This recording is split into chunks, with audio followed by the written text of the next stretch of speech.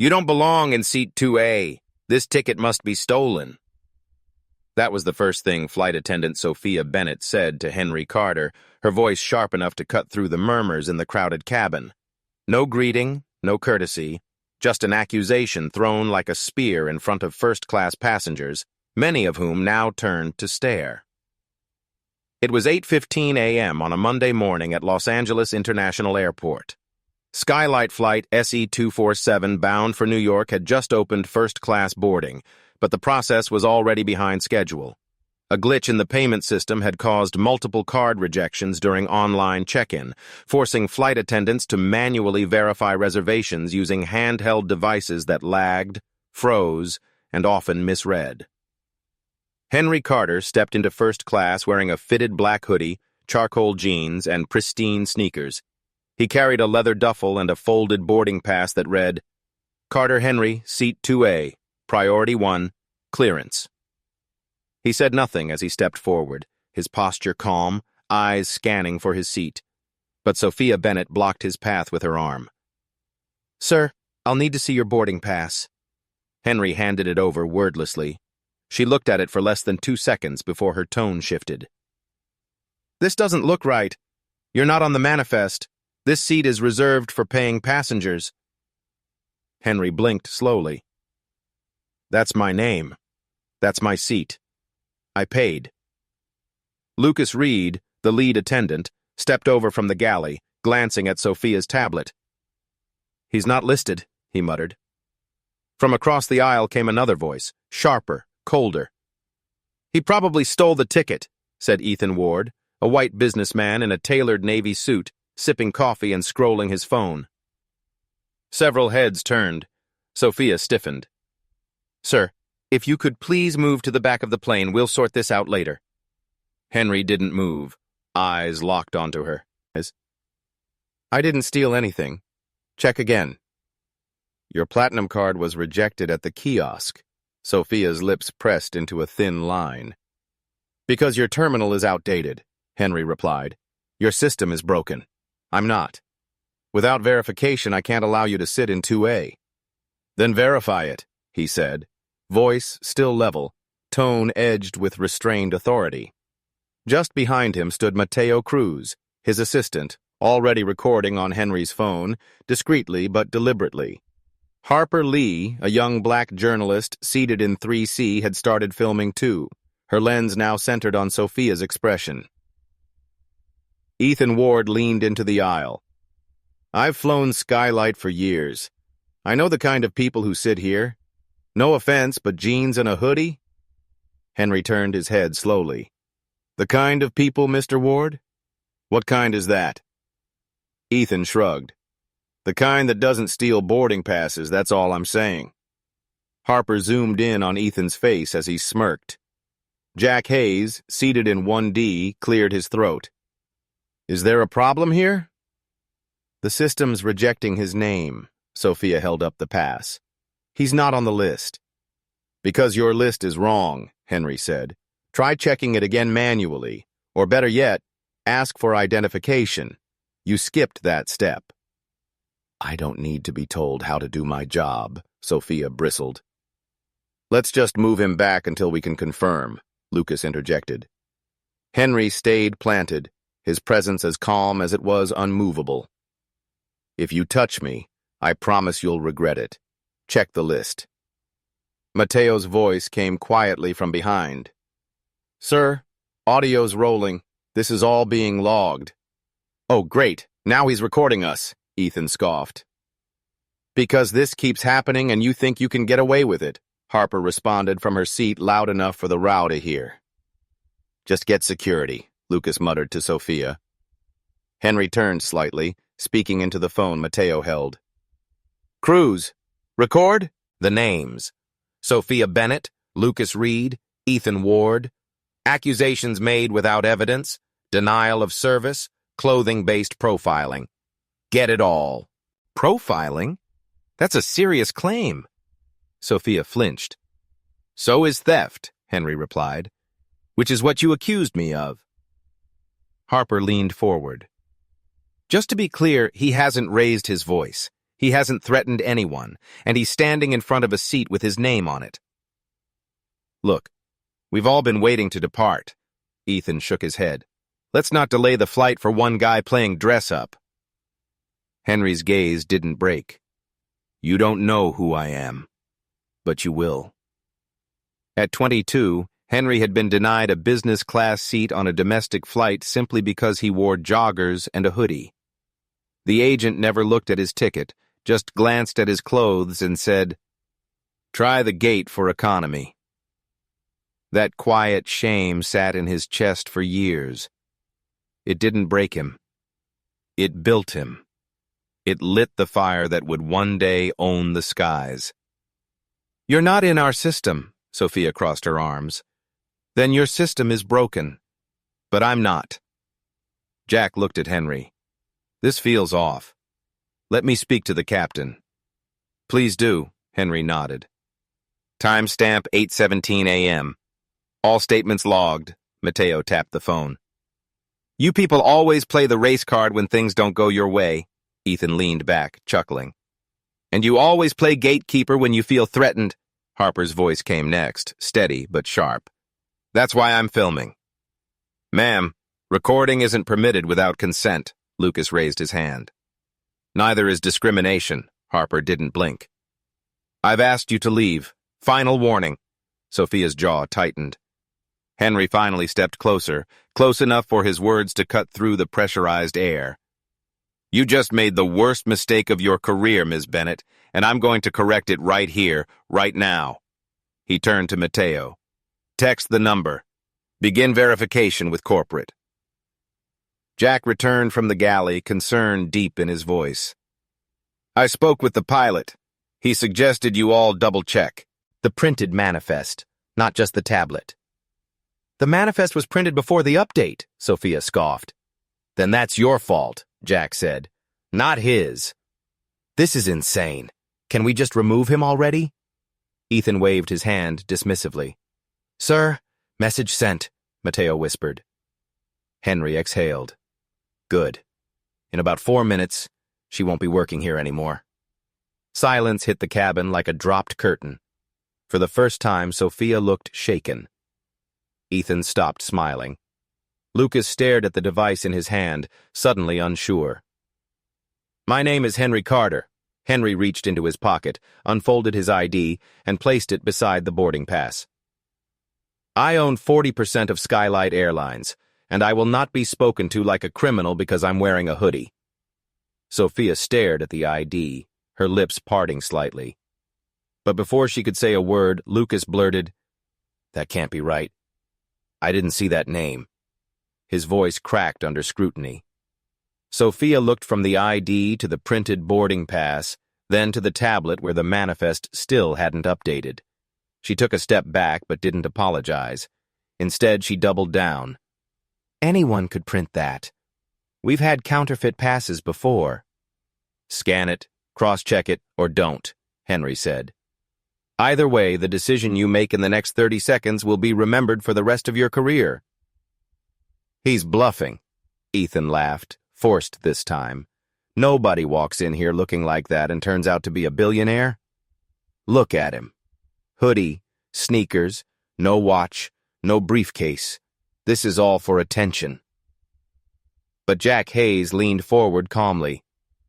"And what if he's not bluffing? What if the reason he doesn't need the briefcase or the flash is because he already owns a piece of the sky you're flying through? We are following protocol." Sophia's jaw tensed. "That protocol includes confirming ID before removal." Mateo's voice cut in clear and steady. "You skipped that. You also accused a verified passenger of theft on camera." "Just say you made a mistake," Harper offered, voice quieter but no less firm. "Or say nothing. That camera will speak for you." Sophia's fingers hovered over her tablet. Lucas leaned closer, whispering something to her, and Henry caught just enough to freeze in place. "You followed what they trained us. Baggy clothes, hoodie, red flag. Remember?" Henry's eyes narrowed. "Say that again." "Nothing," Lucas blinked. "No," Henry said, stepping slightly closer. You said red flag, baggy clothes. That's your internal rule, isn't it? Profile passengers based on attire. Lucas's mouth opened, then closed. He looked down. It's not profiling. It's intuition. Sophia crossed her arms defensively. No, Jack said. It's discrimination. With that word hanging thick in the air, heavy silence swept over the cabin. So now we're canceling common sense too, Ethan tried to cut through with sarcasm. We're canceling ignorance, one flight at a time. Harper didn't look away from her screen. This is a matter of security, not fashion, Sophia raised her voice again. But Lucas, hands slightly trembling, admitted, We were trained to watch for patterns. Sometimes attire correlates to fraud. That's what we were told. That was your training? Henry looked directly at him. That people in casual wear are more likely to steal tickets? Lucas nodded once miserably. Unwritten, but enforced. That's going viral in 5 minutes, Harper whispered. You weren't supposed to say that. Sophia's posture stiffened as she turned toward Lucas. Make sure that line's saved, Henry turned to Mateo. Unwritten but enforced. Marked and clipped, Mateo nodded. You owe this man an apology. Jack stood again and faced Sophia. And not a whispered one. I'm doing my job. Sophia's cheeks flushed. No, you're hiding behind your job to justify your bias, Henry replied. Those are different things. You think you can just bark orders because you're rich? Sophia scoffed. Henry's voice dropped deep and steady. I don't have to bark. I only need to speak the truth, and your behavior is proving it. You people always play the victim card, Ethan chuckled again, less confidently now. Repeat that. Mateo turned toward him, phone still recording. This is absurd. Ethan stood halfway from his seat. Can we just get on with the flight? Why are we all being held hostage for this drama? Because your words are Exhibit B. Harper raised her phone toward Ethan. If this doesn't stop, I'm going up front again. Jack looked toward the cockpit. This is going to end badly for the airline. Then go. This isn't your concern, Sophia snapped. It became my concern the moment you insulted a passenger in front of a cabin full of witnesses. Jack turned toward her. I've been flying Skylight for 15 years, and I've never seen a breakdown like this. At 24, just 2 years into his first major software acquisition, Henry was denied a flight upgrade in San Francisco because a gate agent mistook him for a delivery assistant. She ignored his boarding group number, glanced at his sweatshirt, and said, Packages go through freight, not first. Henry didn't argue. He upgraded his company instead. That incident became a quiet benchmark. Never again be mistaken for anything less than the owner of the building. Fine. I'm calling security. Sophia exhaled sharply, stepping toward the galley. But before she could reach the phone, Henry said, Do that and I'll make my first official act as owner to terminate you on the spot. You really own part of Skylight? Lucas turned to Hid, voice trembling. Henry pulled up a contact on his phone showing the company logo and an internal contact ID labeled Board Liaison Direct Line. 40%, Mr. Reed, more than enough to write a new policy or end a career. Sophia hesitated by the galley phone. That sound you hear? That's the echo of consequences coming down the aisle, Harper whispered. Corporate will have audio, video, names, timestamps, Mateo added. This isn't a he said, she said. It's all documented. You're all just performing for a camera now, Ethan scoffed. This is ridiculous. No, Mr. Ward, Jack looked at him. This is what accountability looks like when it walks in wearing a hoodie. Lucas slumped slightly into the wall, guilt slowly overtaking his defensiveness. Sophia took her hand off the phone.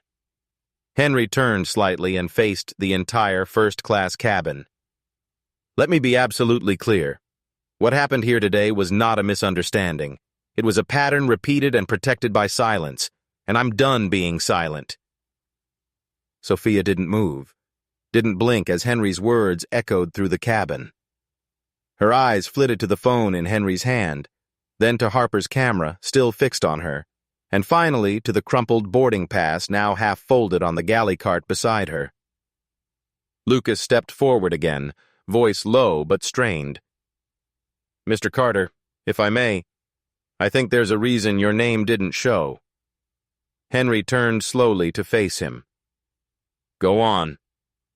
Lucas's fingers trembled as he held up the crew's manifest tablet, screen still glitching. "When the kiosk rejected your card, it flagged the transaction as incomplete. Sometimes when that happens, the system auto-bumps the name to economy until it's manually corrected. If Sophia entered it that way, are you saying this is a system flaw or human error?" Henry raised his eyebrows. Lucas glanced sideways. "Both." "I didn't bump him," Sophia snapped, voice cracking under pressure. "I just marked it for re-verification. I didn't know it would default to economy." "So, you did change his seat," Harper whispered loud enough to be heard. "That's not what I said," Sophia flushed. "You're saying my name was in the system until you moved it," Henry pressed gently but firmly. "There was a payment issue. I followed procedure." Sophia's voice wavered. "I didn't delete your name. I flagged it." "Which led to you accusing me of theft," Henry said flatly. "Which led to your colleague calling me a fake," Harper added. "And another passenger implying I didn't belong," Henry concluded. "Are we really still doing this?" Ethan exhaled audibly. "Mistakes happen. Let it go. No harm, no foul." "You called me a fraud, Mr. Ward." Henry looked at him. "That's not a mistake. That's your character speaking without consent." Ethan rolled his eyes and stood, adjusting his tie. "Fine.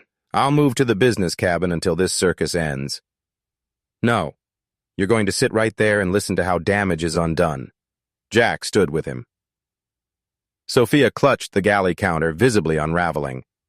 "I didn't mean to—" "Didn't mean to what?" Harper asked gently. "Didn't mean to follow a bias protocol that isn't written but is deeply embedded," Henry answered. Lucas spoke up again, this time steadier. "We weren't told to profile people, but we were told to trust patterns, unspoken rules. If the clothes don't match the cabin, recheck the manifest. That's how it starts. And how many people has it ended for?" Henry's voice lowered. At 26, during a tech conference in Singapore, Henry had booked a VIP lounge pass after a keynote speech that landed him on the cover of a major business magazine. Still wearing his hoodie and backpack from the stage, he entered the lounge and was stopped by a uniformed attendant who asked him to wait for the real pass holder. No one intervened. No one apologized. He left, sat on a bench outside, and quietly decided that one day no one would ever dare question if he belonged again, not because of a badge, but because he'd owned the system itself. Silence fell again. Sophia glanced down, eyes unfocused. "You were dressed so casually. I thought you were trying to slip past." "That's not what you thought," Henry replied. "What you thought was that I didn't belong in 2A because I wasn't wearing a suit. That's not caution. That's assumption, and it costs people their dignity." "I'll accept whatever consequence comes," Lucas swallowed hard. "But I want to help fix it." Henry nodded, voice like steel under velvet. "You'll have that chance. But today, the first consequence lands where the first insult began." Harper's camera stayed steady as Henry took a step toward Sophia.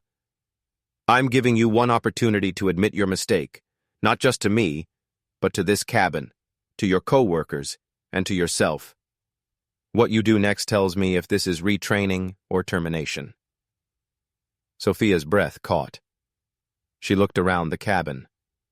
No one came to her defense. Lucas looked away. Ethan folded his arms. Even the pilot hadn't appeared to shield her. And in that moment, her defiance crumbled. I mislogged the ticket, she said quietly. The system flagged it, and I thought it was fake, so I flagged it as economy. I thought I was doing the right thing. Thank you for finally telling the truth, Henry nodded slowly. But I didn't do it because of your race, she added, voice barely audible. I did it because we've had passengers sneak into first class before. And how many of those were wearing jeans and hoodies? Harper asked. Or looked like him? Sophia didn't answer. Mark that timestamp, Henry turned to Mateo. 8:19 a.m., verbal admission of improper manifest handling. Passenger misclassification resulting in public accusation. Logged. Mateo tapped the screen. This is getting theatrical, Ethan groaned. Next thing you'll tell me is he's going to fire her right here in front of everyone. Henry turned slowly, expression unreadable.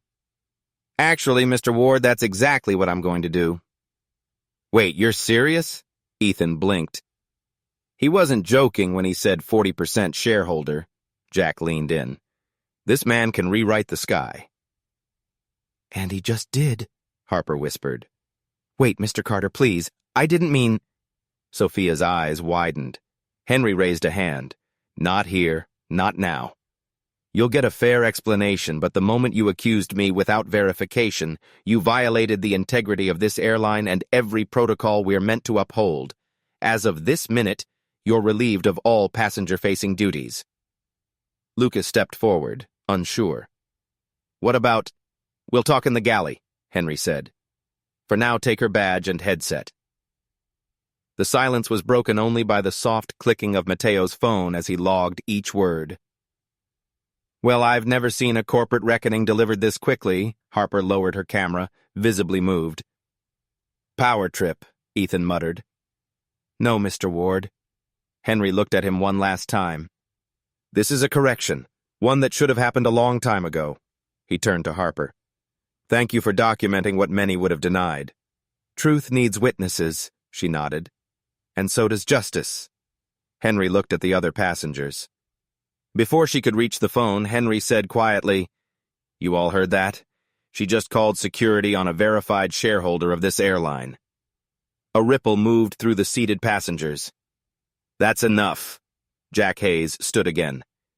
This is harassment now, plain and simple. I'm following safety procedures, Sophia turned, headset still clutched in one hand. You're following fear, Jack said, not facts. I'm sorry, but this is absurd, Ethan Ward scoffed audibly. Can we just let the professionals do their job? If he's really who he says he is, why doesn't he just show some ID and sit down like the rest of us? Because that's not what this is about anymore. Harper's voice cut through the tension, unwavering. This isn't about a seat. This is about dignity, and how easily some of you tear it down with a glance. Sophia opened her mouth to speak, but her words caught. The call was logged. Mateo stepped forward slightly. Security is en route. Any physical intervention now will be a liability. And every word spoken here will go into the official log, Henry nodded once, including what comes next. Sophia's headset buzzed faintly in her palm, but she didn't answer it. Instead, she turned to Lucas. Tell them he's not in the manifest. Lucas, sweating under the collar now, shook his head slowly. I can't. I just got the updated printout. He held up a slip of paper, trembling in his hand.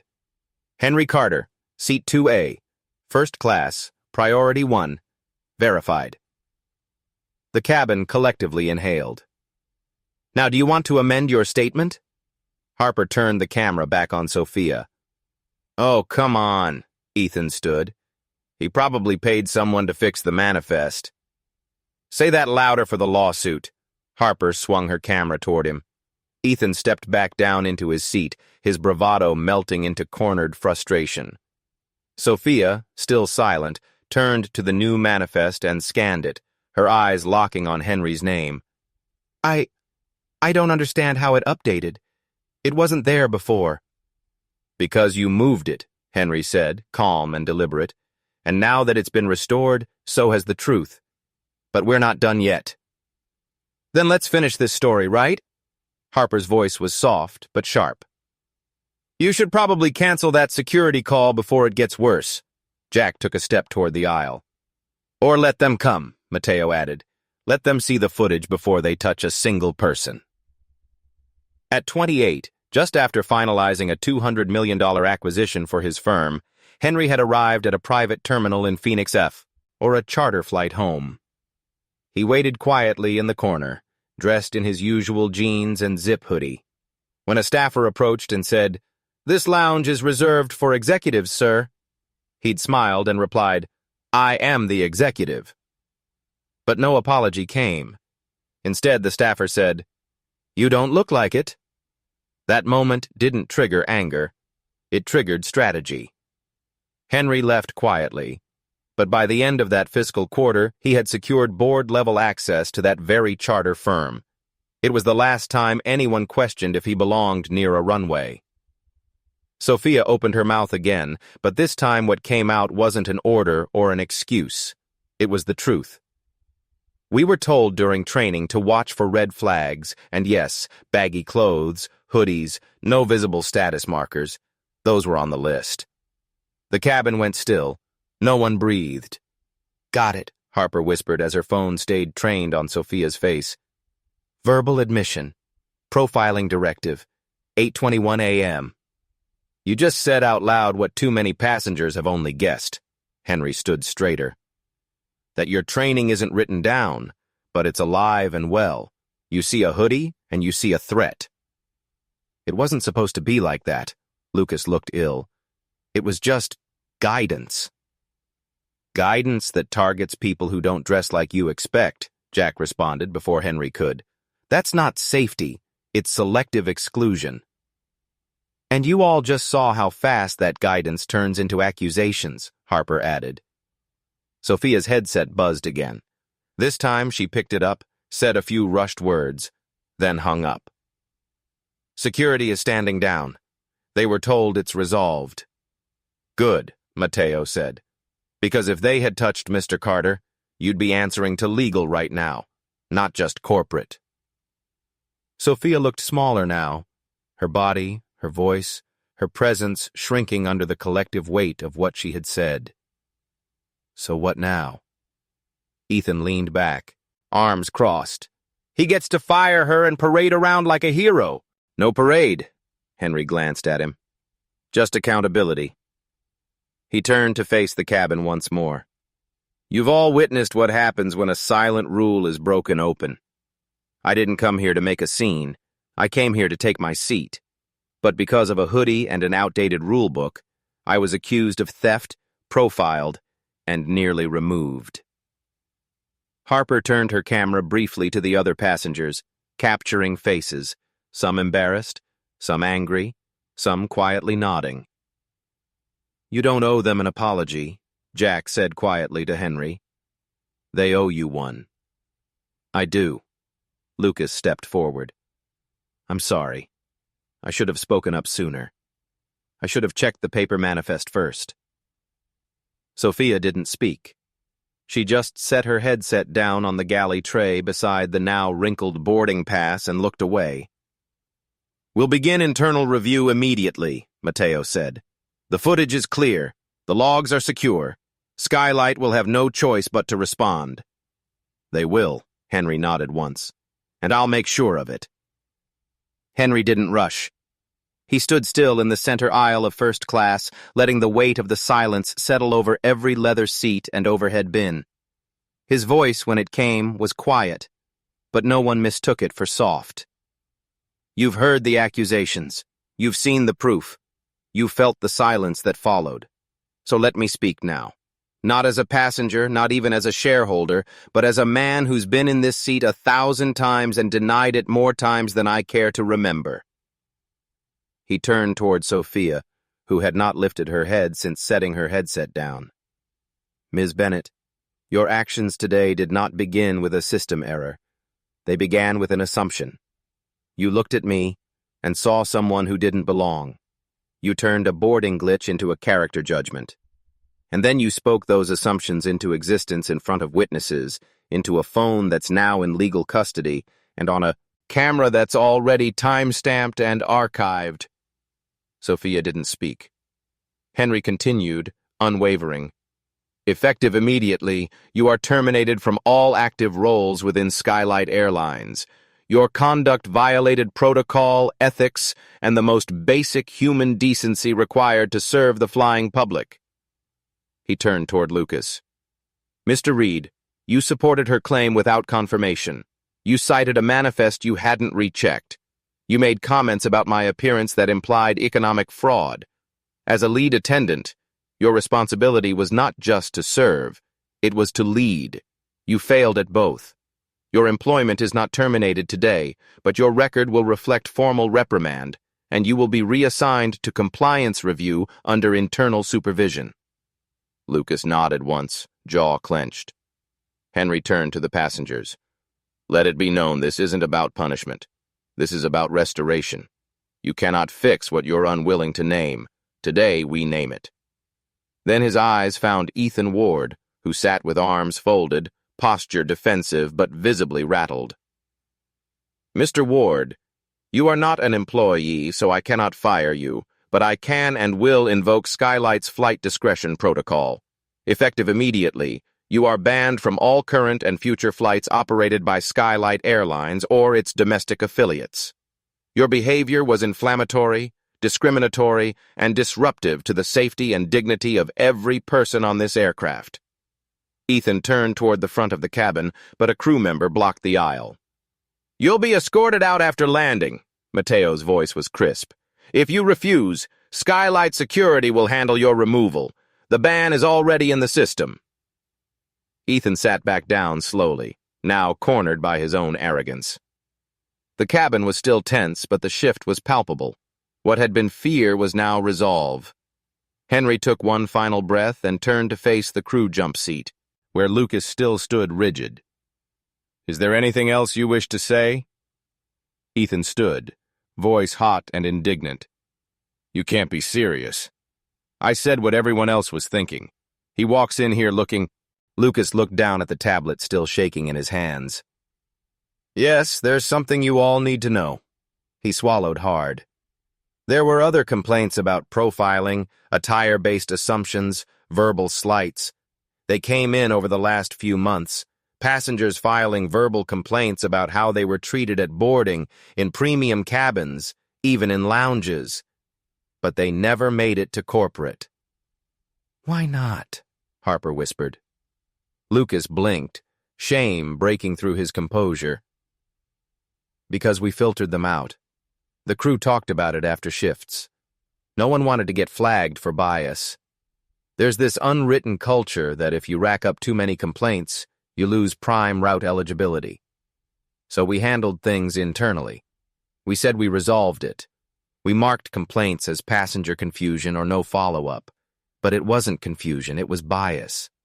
And we hid it. You suppressed evidence. Harper's hand tightened around her phone. Yes, Lucas nodded. And I'm sorry.